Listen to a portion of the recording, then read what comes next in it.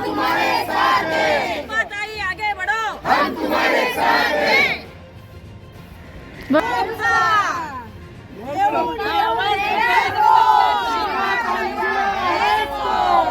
अरे कोण म्हणता येणार नाही, आल्याशिवाय राहणार नाही, कोण म्हणता येणार नाही, आल्याशिवाय राहणार नाही। ही सेना कोणाची? आता आमच्या युती झाल्या कारणाने दुसऱ्या पक्षातले जे आहेत मित्र पक्षातले ते आता आमच्या पक्षामध्ये मित्र पक्षामध्ये उड्या मारत आल्या आणि ते आल्याने आमची जे काही होते आमच्या सगळ्यांची तिकीट कापण्यात आली।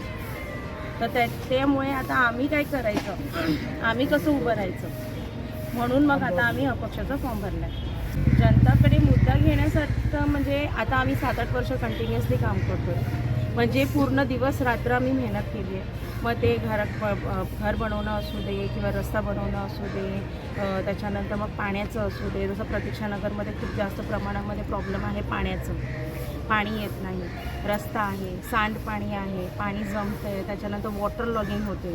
तर सध्या जे आहे त्याच गोष्टीवरती आम्ही खूप जास्त फोकस करणार आहे आणि आम्ही ते काम बऱ्यापैकी खूप कमी करण्याचा प्रयत्न केला आहे। आता जे आपल्या कर्मवीर शाळेचे त्याचे सांडपाणी वगैरे जमत होतं त्याची पाईपलाईन आपण कॅप्टन आमदारांच्या मागे लागून त्यांनी पण तिथे खूप जास्त प्रमाणामध्ये आपल्याला मदत केली आणि सगळ्या BMCच्या ऑफिसरच्या मागे लागून आपल्याला आता ते नवीन ती पाईपलाईन घालून देत आहेत। तर ती ज्या गोष्टी आहेत जे आपण अगोदरचे काम सुरू केलेले आहेत ते पण काम आता आपण पूर्ण करणार आहोत आणि आता जे आपल्याला पुढे अजून करायचं ते सुद्धा नवीन काम आपण चालू करणार आहोत। नक्की 100% कारण आमचं काम आहे।